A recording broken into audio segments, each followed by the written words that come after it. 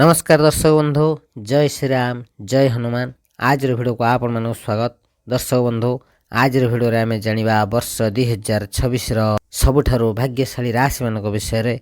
वर्ष 2026 रे एही राशि मानकर भाग्य पलटिबा को जाउची, सेमानकर किस्मत रो ताला फिटिबा को जाउची। तबे दर्शक बंधु, सेही सब खुशनसीब भाग्यशाली राशि मानक विषय रे जानिबा को हेले भिडियोटी को आरंभ रो शेष पर्यंत निश्चिंत देखंतु। भिडियो को जमा भी मिस करंतु नहीं, कारण यही भिडियो सही सब भाग्यशाली राशि मानक पई अत्यंत महत्वपूर्ण रहिबा आगुची।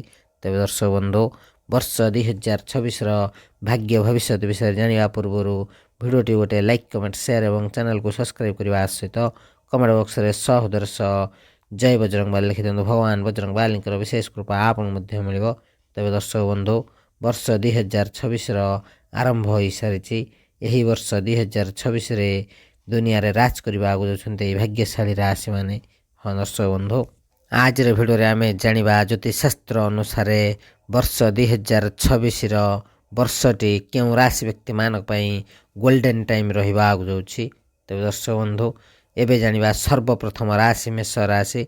मेष राशि व्यक्ति मानक सहित मंगल ग्रह अछंती।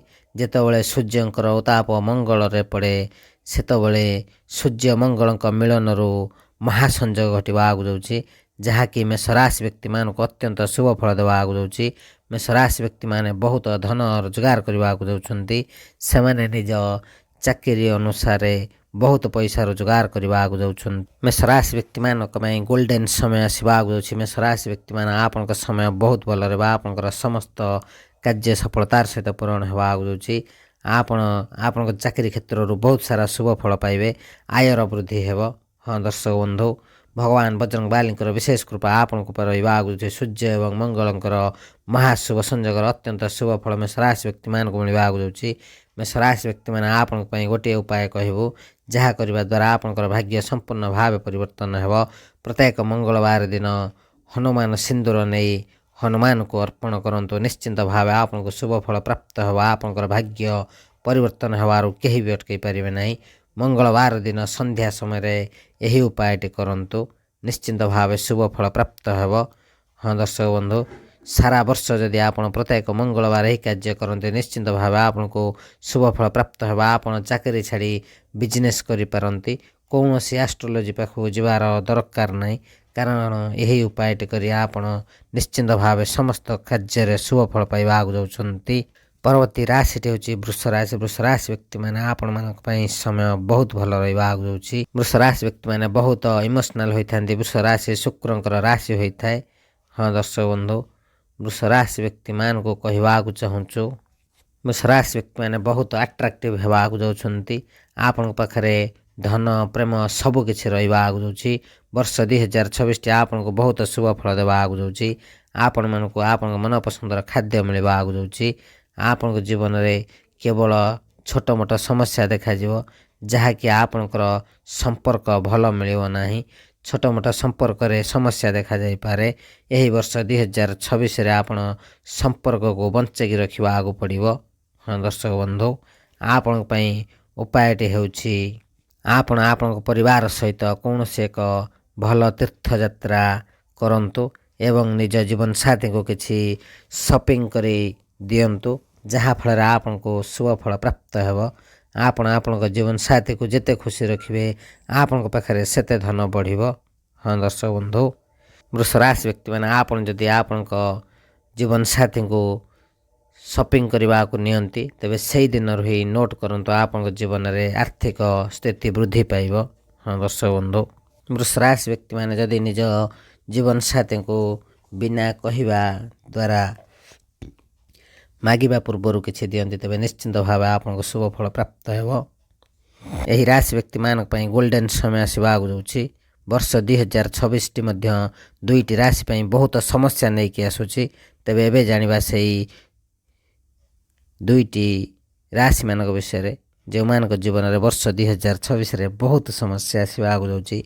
सेमानक जीवन रे अनेक समस्या, आर्थिक समस्या, पारिवारिक समस्या देखा जीवो, जार समाधान पई उपाय आमे कहबू। यही उपाय करबा द्वारा ही दुई राशि व्यक्ति मानकर समस्त समस्यार समाधान हेबो। सर्वप्रथमे जानिबा मीन राशि व्यक्ति मानक विषय रे। मीन राशि व्यक्ति मैंने वर्ष 2026 आपको बहुत समस्या आनीदेव आपण जीवन में आपण जीवन में दुख कष्ट समस्या आसवा आगु जाऊँगी यह बृहस्पति राशि होता है यही राशि रे बहुत समस्या देखा आगु जाऊँगी।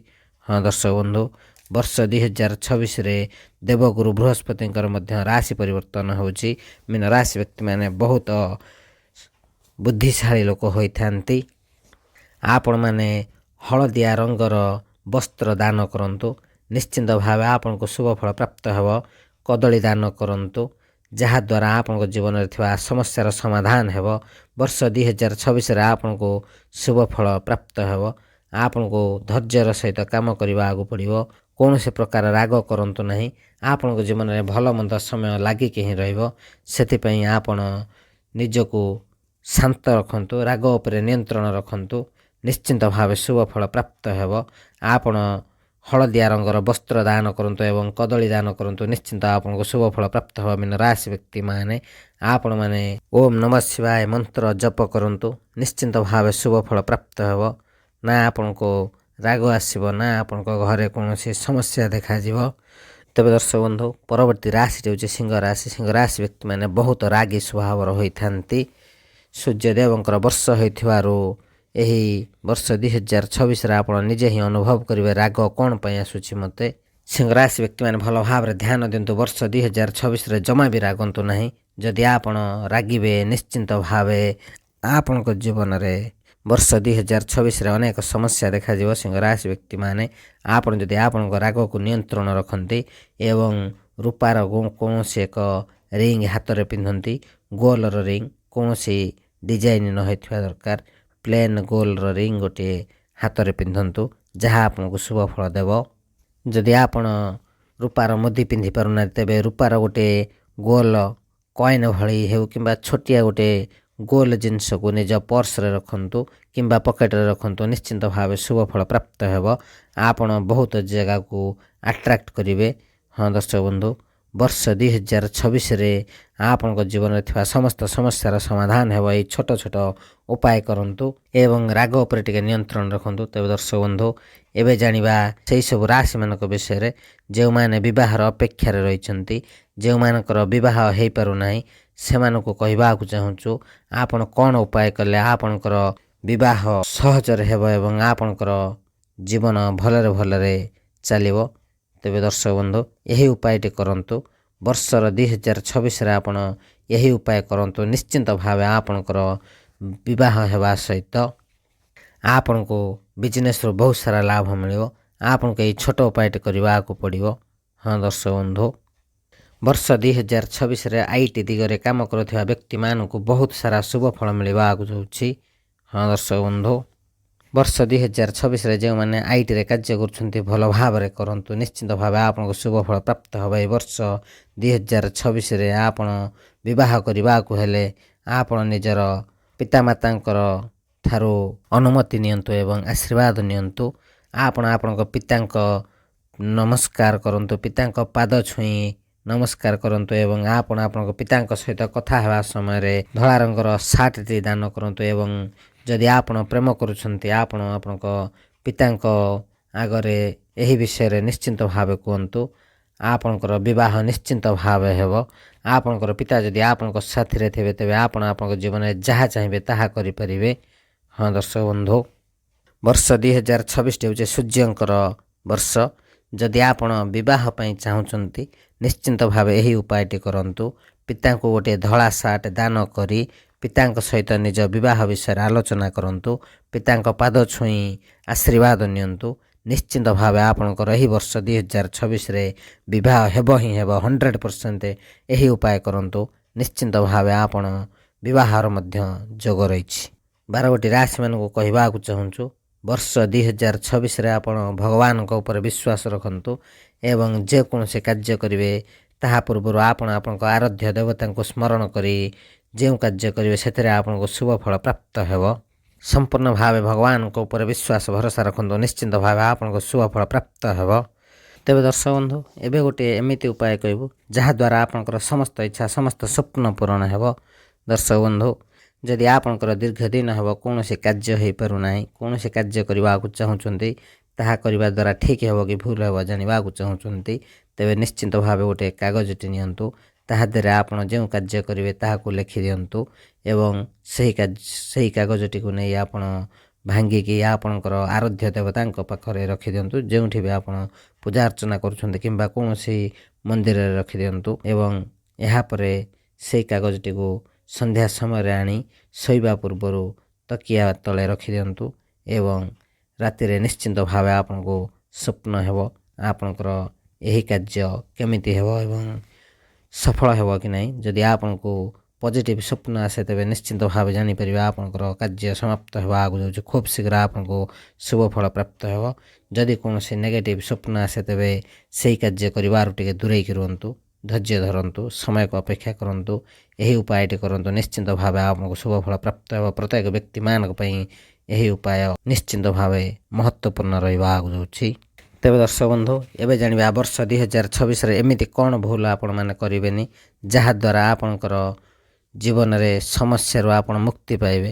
ଦର୍ଶକ ବନ୍ଧୁ, ସେହି ବିଷୟରେ ଏବେ ଜାଣିବା ଯାହା କରିବା ଦ୍ୱାରା ଆପଣଙ୍କ ଜୀବନରେ ସୁଖ ଶାନ୍ତି ବଢ଼ିବ। ତେବେ ଦର୍ଶକ ବନ୍ଧୁ, ବର୍ଷ 2026ରେ କେବେ ବି କାହା ସହିତ ହାତ ମିଳାନ୍ତୁ ନାହିଁ। କାରଣ ଆପଣ ଯଦି ଯେଉଁ ବ୍ୟକ୍ତିଙ୍କ ସହିତ ହାତ ମିଳାଉଛନ୍ତି ସେହି ବ୍ୟକ୍ତିଙ୍କର ଗୁରୁ ଯଦି ଉଚ୍ଚା ଥାନ୍ତି ତେବେ ଆପଣଙ୍କର ଭାଗ୍ୟ ସେମାନେ ନେଇଯାଇପାରନ୍ତି। ସେଥିପାଇଁ ବର୍ଷ 2026ରେ କାହାରି ସହିତ ହାତ ମିଳାନ୍ତୁ ନାହିଁ। ତେବେ ଦର୍ଶକ ବନ୍ଧୁ, ଆଉ ଗୋଟେ କଥା ସଦାସର୍ବଦା ଧ୍ୟାନ ଦେବେ, ଆପଣ କେବେ ବି କୌଣସି ବ୍ୟକ୍ତିଙ୍କ ଦ୍ରବ୍ୟ ୟୁଜ୍ କରନ୍ତୁ ନାହିଁ, କୌଣସି ବ୍ୟକ୍ତିଙ୍କ ଡ୍ରେସ୍ ପିନ୍ଧନ୍ତୁ ନାହିଁ, କୌଣସି ବ୍ୟକ୍ତିଙ୍କ ଘଡ଼ିକୁ ପିନ୍ଧନ୍ତି ନାହିଁ। ଯଦି ଆପଣଙ୍କ ଘରେ କୌଣସି ଘଣ୍ଟା ରହିଛି ତେବେ ସେହି ଘଣ୍ଟାକୁ ଚଲାଇବାକୁ ଚେଷ୍ଟା କରନ୍ତୁ। ଖରାପ ଘଣ୍ଟା କେବେ ଘରେ ରଖନ୍ତୁ ନାହିଁ।